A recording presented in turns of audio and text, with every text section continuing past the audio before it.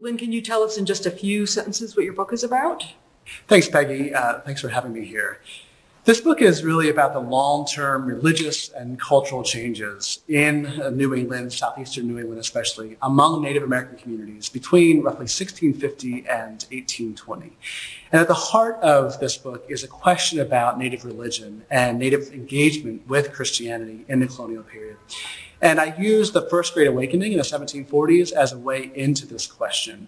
And instead of just focusing on the First Great Awakening, I found out that I really had to step back and get a larger picture of Native religious engagement in this time period by looking at what had come before in the 17th century, what had led up to the First Great Awakening, the actual involvement in the Great Awakening, and then how this played out in Native communities over time.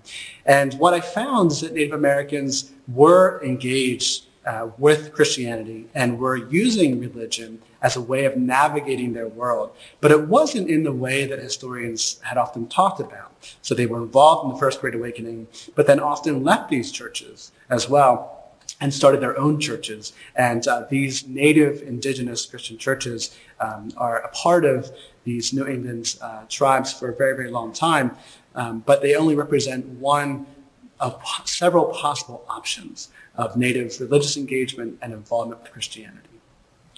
Lynn, your research for this book must have been fascinating. Just tell us a little bit about where your sources came from.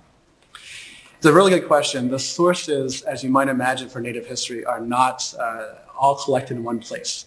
You find yourself having to hopscotch around to different archives and unearth diaries and petitions and court cases and letters and wills and all kinds of stuff to patch together this history.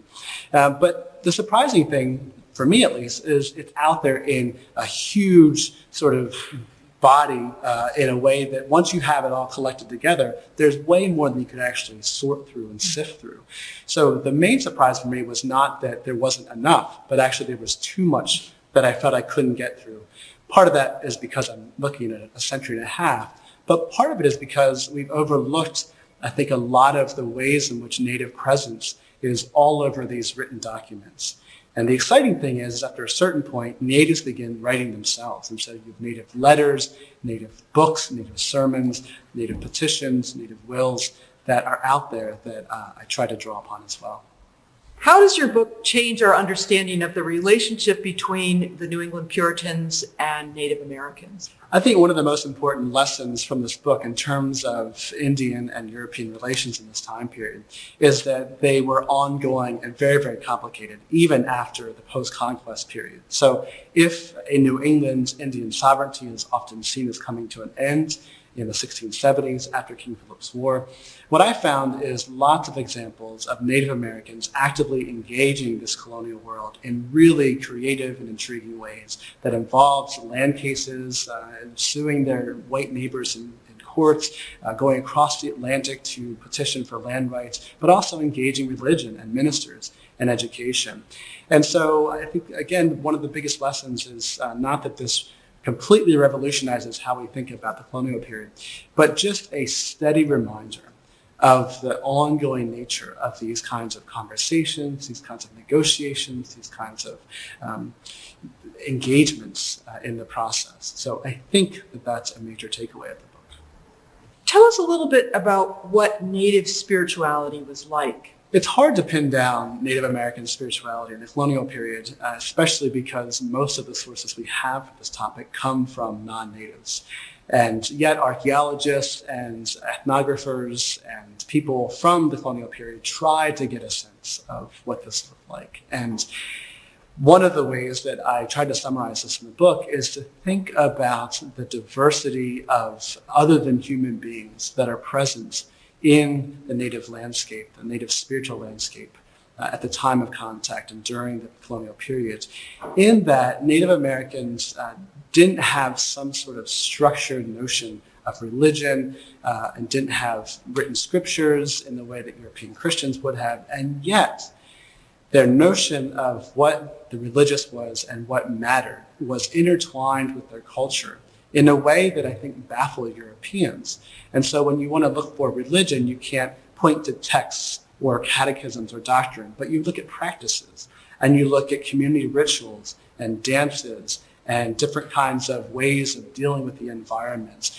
And behind all of these different rituals was an attempt to harness the spiritual power that was in the world, that was mediated by other than human beings who were behind the rain, the winds, the sun, the earth in general. And often at the point of this mediation were a shaman, or were these powwows, these Indian religious leaders. And so they become an important part of Native Americans to understand their world, to interpret their world, and also to harness the spiritual power that's out there. How does your story change the way we think about colonial religion, or really American religion in general, especially as we begin to approach the Thanksgiving holiday this year? I think one of the most intriguing possible lessons to draw from this book, that other historians have pointed out as well, is that even though we want to try to shoehorn religious engagement and conversion into this binary idea of conversion, that it doesn't work for Native Americans at all. And as people have begun to sort of unearth other parts of white European America too, historians have realized that it also doesn't always work for the non-Native population. So if you step back and say, what's one of the biggest lessons here in regard to religion, it is that religious practitioners almost are always drawing from multiple sources, no matter who you are. So Native American Christians who do this fascinating integration of Christian and Native ideas in terms of their churches and religion and spirituality, in many ways are not doing anything new in terms of what Europeans have always done and Americans have always done. People today still do. They will read a book by the Dalai Lama on Saturday and go to a Christian church on Sunday morning and think that that's perfectly fine. And in the colonial period, European Christians like to think that they were pure in their Christian practice, and they condemned the hybridity they saw in Native circles. But in fact, I think historians are starting to show that hybridity was present everywhere in ways that people didn't often want to recognize.